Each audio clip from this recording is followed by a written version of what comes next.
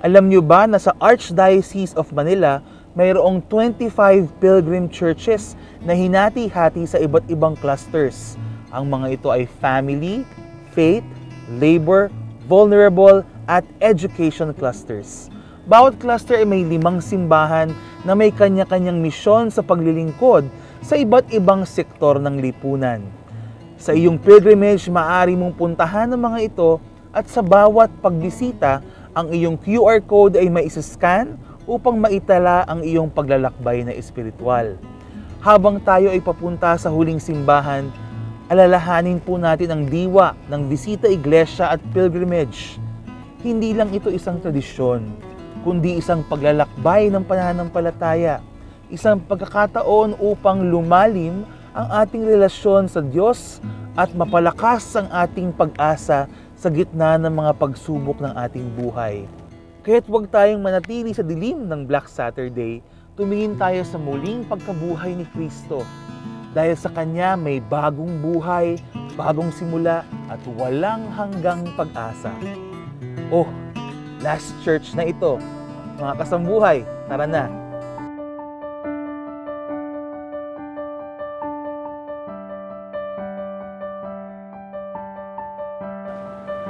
Mga kasambuhay, narito na po tayo sa ating ikahuli at ikapitong simbahan, ang National Shrine of Our Lady of Guadalupe. Tara, pasok po tayo.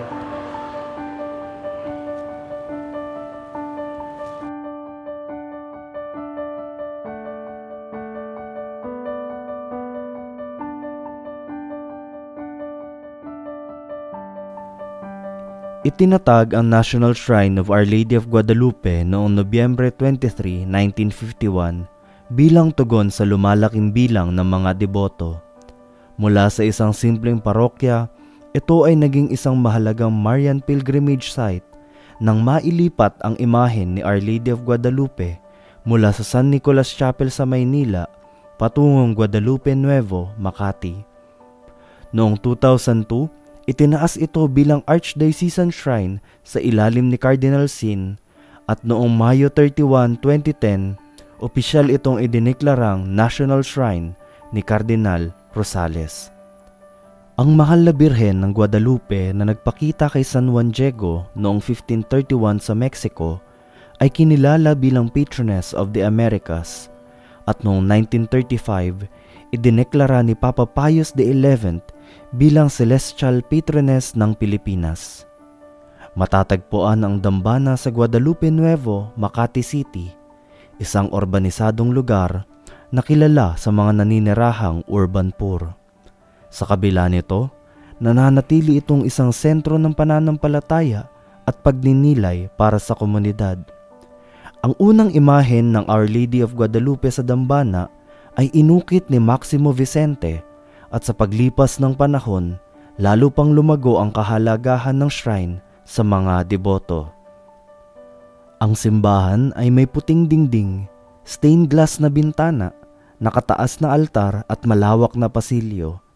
Mula sa labas, tila maliit ito, ngunit sa loob, ito ay maluwang at nagbibigay ng sapat na espasyo para sa pananalangin at pagninilay. Isang tunay na tahanan ng debosyon sa mahal na ina ng Guadalupe. Magandang araw po sa ating mga kasambuhay. At ako po si Father Caloy Reyes, na ako po ang rektor at ang kura paroko ng Pambansang Dambana ng ating mahal na birhen na nagpakita sa Guadalupe. Ito po ay isang parokya. So, number 1 ay amin pong ginagawang panata, pahalagahan ng buhay at lalo na yung mga nanay, yung mga ina. At kaya dito po ay mayroon kaming culture of life na in contraposition doon sa tinatawag ng culture of death. At syempre, yung ating pong devotion ay yung mga panalangin sa ating mahal na birhen, yung ating mga nobina. Meron po tayo rito every 12th of the month na devotional mass para alalahanin yung petsa ng pagpapakita ng mahal na birhen kay San Juan Diego nag-December 12. So every 12th of the month, 12 noon mass, meron tayo. And 11th of the month pa lang, no, meron na po tayong tinatawag na Holy Hour at yung misa ng 11:40 ng madaling araw. So ito po yung mga main devotion natin. At ang main devotion na yon ay nakatuon sa ating pananampalataya at nakatuon din sa ating panata na pangalaghan ng buhay. At hindi lamang po yun, no? May mga individual din na mga panata, mga personal na mga panata ang ating mga deboto. So ano ba yung indulhensya? Ang indulhensya po ay hindi lamang yung pagpapatawad ng kasalanan. Kasi pag pinatawad na yung kasalanan natin, naiiwan pa rin doon yung mga tinatawag natin na penalties. At ang penalties ay dalawa, may temporal saka may purgatorial. So pagbabayaran natin yung mga consequence ng ating mga ginawang kasalanan dahil lahat naman ng ginagawa natin may consequence. Pero sinasabi na pwede nating tanggalin o eliminate yung consequence na yon, yung mga temporal penalties at purgatorial penalties. Ano yung mga gagawin natin? Una ay meron tayong gagawin na isang itinalaga ng simbahan bilang gawain na related sa indulhensya. Ang isa rito ay pagdalaw sa isang pilgrim church. Basta offer natin yon as an intention. Tapos ang isa pang intention ay ipanalangin ang Santo Papa. Ipanalangin din ang kanyang mga intensyon. Tapos kasi ito ay related sa Sacrament of Penance, yung sakramento ng pagkikipagkasundo, kailangan tayong mangumpisal. At tayo ay magsisimba. Kailangan tayong magsimba at mangumunyon bilang tanda ng pagtanggap ng kalooban ng Diyos at pagtanggap din ng ating pagpapatawad sa kasalanan. At ang pinakahuli po na sabihin natin ay na kondisyon para makuha ang plenary indulgence ay yung absolute detachment from all sins, lahat ng kasalanan. Kasi baka mamaya kung wala naman tayong detachment sa mga kasalanan, baka mas marami pa tayong itinira kesa sa tinalikdan, no? So lahat dapat talikdan natin para makuha natin yung plenary indulgence. So ito po ay tinalaga na isang pilgrim church na ang focus namin din ay sa ecumenism and interreligious dialogue. Medyo mahirap pong gawin ito, no? Kasi alam natin na sa kasaysayan ng simbahan, isa sa nagbunsod sa tinatawag natin na Protestant movement ay ang tanong ng indulhensya. At ang nagbunsod dito ay yung ding abuso nung panahon na yon na ginawa ng mga ibang miyembro ng simbahan ukol sa indulhensya na hindi masyadong naipaliwanag sa mga tao ano nga ba ang indulhensya. No, naging parang komersyo. At mabuti ring pagkakataon nito para imbitahan yung ating mga kapatid na Kristiyano na hindi Katoliko na pumarito at pag-usapan din, no, ng masinsinan itong kasaysayan na ito. So ito po ang dapat naming gawin din, no, sa Jubilee Year na kasama ang ating mga kapatid na Kristiyano na hindi Katoliko at kasama rin lahat ng mananampalataya. Siguro sasama ko na rin kahit yung mga hindi naniniwala sa Diyos. Kasi madali rin kausapin yung mga yon. Hindi naniniwala sa Diyos. Mas madaling kausapin yung ngayon. Ang kailangan lang doon ay pagkakaibigan at gagamitin din natin yung philosophy, tapos gamitin din natin yung logic, yung reason. Madali rin kausapin yung mga yon, no? Hindi naman ganun kasama sila. Hindi mo sila masama. Actually, naghahanap lang sila ng mukha ng Diyos. At pwede natin gawin itong chance, no? Pagkakataon na ito para makipag-ugnay din sa kanila. Pagbasa sa Ebanghelyo ayon kay San Lucas. May isang dalubhasa sa kautusan na tumayo at nagsabi ng ganito upang subukin si Jesus. Guro, ano ang dapat kong gawin upang magmana ng buhay na walang hanggan? Ano ba ang nasusulat sa kautusan? Sagot ni Jesus. Ano ang pagkaunawa mo? Sumagot ang lalaki, mahalin mo ang Panginoon mong Diyos ng buong puso at ng buong kaluluwa at ng buong lakas at ng buong pag-iisip at mahalin mo ang iyong kapwa na gaya ng iyong sarili. At sinabi sa kanya ni Jesus, tama ang sagot mo, gawin mo iyon at mabubuhay ka. Ngunit sa pagnanais niyang hindi magmukhang kahiya-hiya, sinabi niya kay Jesus, sino naman ang aking kapwa? Sumagot si Jesus, may isang lalaking bumaba mula sa Jerusalem patungong Jericho na naging biktima ng mga tulisan. Hinubaran siya ng mga ito, binugbog at pagkatapos ay tumakas at iniwan ang lalaki na halos patay na. Nagkataong isang pari ang dumaan din doon. Nang makita ng pari ang lalaki, lumihis iyon sa kabila. Ganon din ang ginawa ng isang Levita. Dumaan din ito doon at nang makita ang lalaki, ay lumihis din sa kabila. Subalit isang Samaritano na naglalakbay ang lumapit sa lalaki at nang makita ito ay nahabag siya. Nilapitan ng Samaritano ang lalaki, binuhusan ng langis at alak ang kanyang mga sugat at pagkatapos ay binendahan. Isinakay niya ang lalaki sa kanyang sariling hayop at pagkatapos ay dinala sa isang bahay panuluyan at inalagaan doon. Kinabukasan, binigyan niya ng 2 denaryo ang may-ari ng bahay panuluyan at pinagbilinan ito, alagaan mo siya at anumang dagdag na gastusin mo ay babayaran ko sa iyo sa aking pagbabalik. Sa palagay mo, sino sa 3 iyon ang naging kapwa-tao sa lalaking naging biktima ng mga tulisan? At sinabi niya, ang taong nahabag sa kanya. Kaya sinabi sa kanya ni Jesus, humayo ka at ganoon din ang gawin mo. Ang mabuting balita ng Panginoon. Pinupuri ka namin, Panginoong Hesukristo.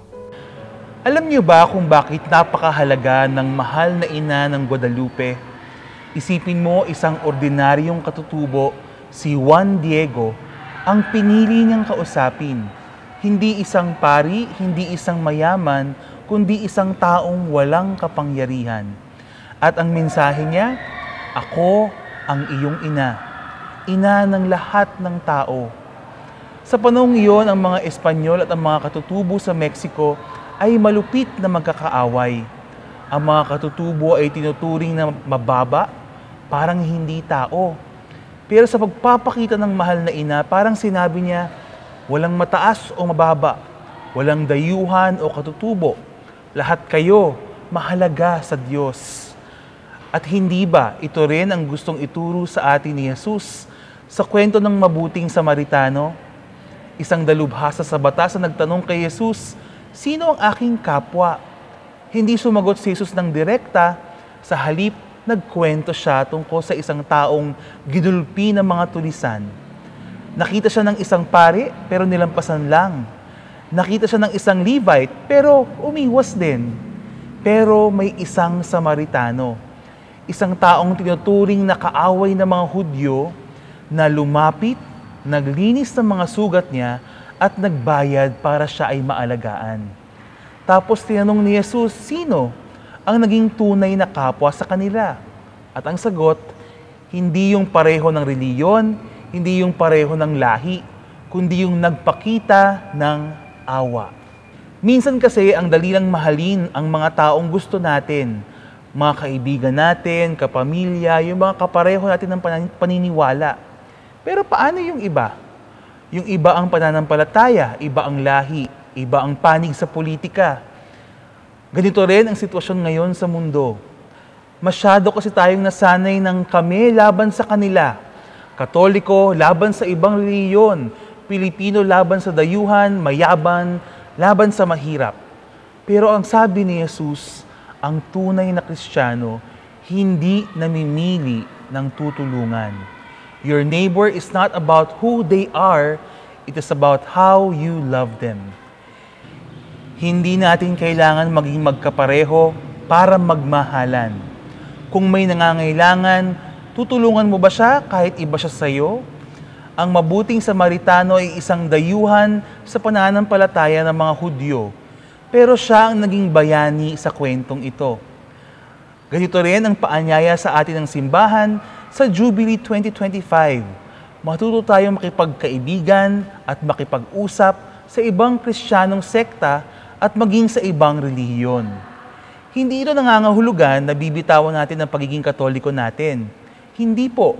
Sa halip, mas lalo nating ipapakita ang ating pananampalataya sa pamamagitan ng pagmamahal at pag-unawa sa iba. Kapatid, kasambuhay, huwag na po tayong lumayo. Minsan ang kapwa natin ay yung kapamilya mong matagal mo nang di kinakausap. Yung kapitbahay mong ibang reliyon na iniiwasan mo. Yung pulubing hindi mo tinitingnan pag naglalakad ka. Yung kasamahan mo sa trabaho na may ibang paniniwala kaya hindi mo pinapansin. Pero sabi ni Jesus, humayo ka at gawin mo rin ito. Wala nang tanong-tanong, walang pili-pili, kung may nangangailangan ng awa, ibigay natin. Ngayong Jubilee year, ngayong panahon ng Kwaresma, tanungin natin ang ating sarili, sino ang kapwa ko? At higit pa riyan, paano ako magiging mabuting kapwa sa iba? Ang sagot, hindi lang sa dami ng dasal, pero sa dasal na nagbubunga ng pagmamahal. Kung gusto mong mahalin ng Diyos, simulan mong mahalin ang taong nasa paligid mo, kahit sino pa yan. Dahil ang tunay na pag-ibig, hindi namimili, hindi nagtatanong, hindi lumilihis ng daan. Ang tunay na pag-ibig, lumalapit, naglilinis ng sugat at nagsasabing, kapwa, mahalaga ka. Amen. Sige sir, maraming salamat po sa inyong oras para sa ating maiksing panayam. Pwede niyo pong ipakilala sa ating mga viewers ang inyong sarili? Ako nga po pala si Police Executive Master Sergeant Brother Ral Demones. Kasalukuyan po akong naka-assign sa Makati City Police Station. Former sakristan po ng Our Lady of Guadalupe. At kasalukuyan po akong marshal po or kaanib ng marshal ng Our Lady of Guadalupe sa taong ito. Sige. Sir, ano po ba yung kwento nyo ng pag-asa? Bakit po kayo yung napiling maging kapanayam namin ngayong araw? Yan po yung isa sa mga pinanghawakan natin na kwento, yung pag-asa. Naniniwala po kasi tayo na ang pag-asa ay hindi lang po pagpapala o pagkakaroon ng biyaya, kung hindi pagpapatawad ng Panginoon. At ito po yung kwento ko at nais ko nga pong i-share. Hindi po natin ikinikwento to para ipagmalaki. Way back po 2024, tayo po ikota kasi ng 2002 ng NCRPO. Naniniwala po tayo, Pads, na little power is dangerous. Noong mga panahon po na yon, tayo po na kain or nalunod sa kapirasong kapangyarihan. Bali, nag-inom po, make story short, nag-inom po kami nung kabatch ko, nalasing po kami, then may nasaktan po kaming tao. Nagulpi po namin dahil sa kalasingan. Tapos yun po yung nangyari, nasampahan po kami ng frustrated murder, nasampahan po kami ng administrative case, then natapon po ang inyong lingkod from Makati to Southern Police District. Pero tunay nga ng Panginoon, sa tulong ng Inang Maria, umasa tayo na yung Diyos natin ay hindi lang Diyos ng pagpapala, kung hindi Diyos ng pagpapatawad. Kaya nung pinangawakan natin yung pangako niya sa 2 Chronicles 7:14, sabi doon, sa sandaling ang bayang ito na aking pinili ay magpakumbaba, manalangin, hanapin ako taligdan ng kanyang kasalanan. Diringin ko siya, patatawarin ko siya at ibabalik ko sa kanya ang katiwasayan na nawala sa kanya. At pati nga yung biyaya, nung humingi tayo ng tawad doon sa taong nahingian natin na nagawa natin ng pagkakamali, na withdraw po yung frustrated murder na sinampa sa atin. Tapos po, nawala na rin po yung administrative case, then nakabalik po tayo from Makati to from Southern Police to Makati. At ito nga po, sa oras po na ito, Marso 13, taong 2025, nagpapatunay po ang isang lingkod, isang Brother Aldi, isang Police Executive Master Sergeant na may pag-asa ang buhay. Manalig lang tayo at magtiwala. Nararayan si Kristo sa tulong ng mahal na Ina ng Guadalupe. Ang ganda po ng kwento nyo na nagkamali pero nakabawi sa tulong ng grasya ng Diyos. Opo, Pads. Sa panahon kasi ngayon, bihira na po yan. No? Marami po, pag nagkamali, wala na. Yes, Pads. No? Pero kayo po ay patunay na pwedeng makabawi. Opo. So ngayon po bilang police, sir, paano nyo po yan na ipapadama yung pag-asang yan sa ibang tao? Yun po, yun yung kwento po natin, hayaan natin na maging kwento ng pagpapala para sa ibang tao. Sabi nga, from test to testimony. Kaya nga po tayo, Pads, sa biyaya ng Diyos, tayo po'y dumadalaw sa mga nakakabilanggo. Kinikwento natin yung buhay natin. Na ako rin, minsan, muntikan na. Mapasok dyan sa kulungan na yan. Pero sa biyaya ng Diyos, dahil umasa, at yung pag-asa nga na yun, ang siyang naging daan ko, para magpatuloy sa paglilingkod sa ating Panginoon. We give hope to others by telling our story. Yun po yung mission natin ngayon sa buhay. Ang galing, sir. Sige po, bilang pangwakas, no, pwede po kayo magbigay ng maiksing mensahe sa lahat ng ating mga pilgrims ngayong Jubilee year? Sa mga dumadanas po ng problema, pasakit o paghihirap, tandaan po natin, sa paglalakbay po natin, sa pilgrim ng ating buhay, may pag-asa. Kasama natin si Jesus sa tulong ng Inang Maria.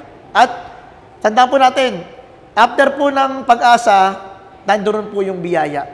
At naniniwala po tayo, bago naman po ang pag-asa, naroroon ang pag-ibig. At hanggat nagmamahal ka sa buhay mo, makita mo, magiging katulad ka ni Kristo. Aasa ka sa biyaya at grasya ng Panginoon. Napakahusay po, sir. Maraming salamat po, sir. For God be the glory po, Pads. Salamat po. Salamat po. God bless you. Hi, Aina. Welcome to our Pilgrimage of Hope. So, pwede ka magpakilala sa ating mga kasambuhay? Magandang hapon po sa inyo pong lahat. Ako po si Maria Rain Aina N. Abaygar. And I am currently a second-year college student na nag-aaral sa La Consolacion College, Pasig. And would you say that you are a devotee of Our Lady of Guadalupe? Opo. Napakalaking parte po sa akin si Our Lady of Guadalupe po. Yeah. Sige nga, anong nangyari? Bakit naging malaking bahagi ng buhay mo si Our Lady of Guadalupe? Ano po kasi, it started po noong 2014. I was grade 4 po noon. And then, ang naalala ko lang po sa araw na yun po is nagbabike lang po ako sa sidewalk lang po ng daan, ng residence po namin. And then, ang kwento na lang po ng mga ibang tao po sa akin, especially po si Mommy, was ako daw po ay nasagasaan daw po. Ang una daw po bumagsak po sa akin is yung ulo ko. And then, sunod po is nagulungan po yung katawan ko. Dito mismo? Opo. Buti nga daw po hindi po lumabas yung mga laman loob ko nga po. Grabe, no? Opo. At tapos, so, anong nangyari? Paano ka nakaligtas doon sa pangyayari yun? Ano po, una po, nung pagdating po dun sa hospital na po yun, sobrang critical daw po ng situation ko po. Kasi daw po 50-50. Ay, parang 30-70 po yata po yung situation ko po noon. Sinasabi daw po ng doctor sa mother ko po na maghanda na daw po sila. Baka daw po mabawian daw po ako ng buhay or baka makasurvive man po pero naglalakad na daw po na parang unggoy, ganyan. And then, dumating po si Father Eric, yung dati pong ano po namin Parish dito. priest. Opo. Oh, okay.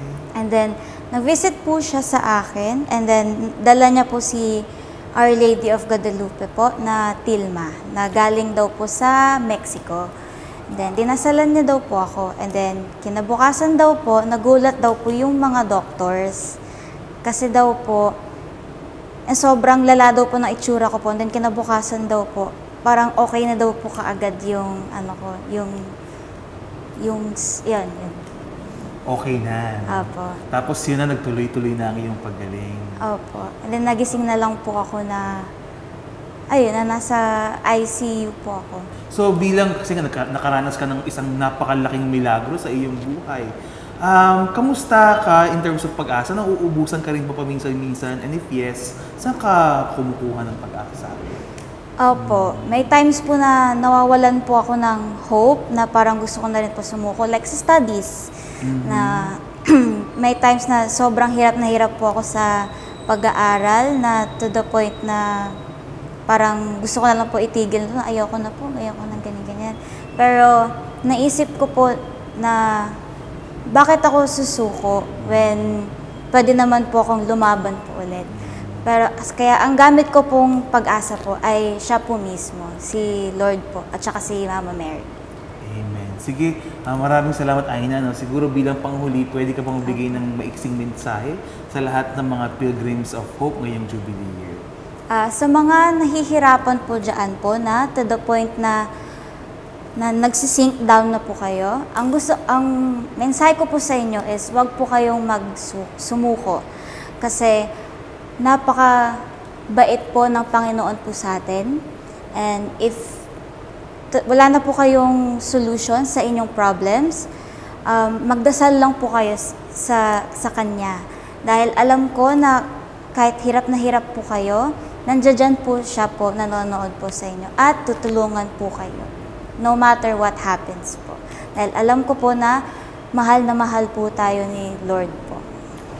Ayun. Alright, thank you, Aina, for gracing our little show. Maraming salamat. God bless. Thank you po. Sa ngalan ng Ama, at ng Anak, at ng Espiritu Santo. Amen. Jesus, pinasasalamatan at pinupuri ko ang iyong maamong puso na naghatid sa iyo upang ialay ang iyong buhay para sa akin. Ang iyong dugo, ang iyong mga sugat, ang mga tinik, ang krus, ang iyong nakatungong ulo ay nagsasabi sa aking puso. Walang umiibig ng higit pa sa isang taong nag-aalay ng kanyang buhay para sa iniibig. Namatay ang pastol upang magbigay ng buhay para sa mga tupa. Ako rin ay nagnanais na gugulin ang aking buhay para sa iyo. Loobin mo na sa tuwina, sa lahat ng lugar at sa lahat ng bagay ay gawin akong kasangkapan para sa higit mong kaluwalhatian at upang palagi kong ulitin. Matupad ang iyong kalooban, pagningasin mo ang aking puso ng banal na pag-ibig para sa iyo at para sa mga kaluluwa. Magiliw na puso ng aking Jesus, tulungan mo akong lalong pang ibigin ka. Sa ngalan ng Ama, at ng Anak, at ng Espiritu Santo. Amen. Lubos po kami nagpapasalamat sa inyo, mga kasambuhay, sa inyong pakikilahok sa ating taunang bisita iglesia na handog sa atin ng Society of St. Paul. Naway naging makabuluhan ang inyong paglalakbay, pagninilay at pagdarasal dito sa Archdiocese of Manila. Pinasasalamatan rin namin ang mga parokya, kapilya, shrines at kanilang mga kura-paroko, parochial vicars na bukas palad tayong sinamahan sa ating bisita iglesia upang mas lalong mapalalim ang ating panalangin at pagninilay. Gayun din, lubos naming pinasasalamatan ang lahat ng naging bahagi at nagbahagi ng kanilang kwento ng pag-asa. Naway ang mga kwentong inyong ibinahagi ay maging inspirasyon sa bawat isa upang patuloy na mabuhay na puno ng pag-asa. Naway maging baon natin ngayong Jubileo 2025 ang biyayang bunga ng ating panalangin kay Jesus sa Eucharistia ngayong Semana Santa. Muli, ako po si Father Albert Garong, SSP, kasama ang mga priests and brothers ng Society of St. Paul. Pagpalain nawa tayo ng poong may kapal, and we are the Society of St. Paul, doing all for the gospel. Sa ngalan ng Ama, at ng Anak, at ng Espiritu Santo. Amen.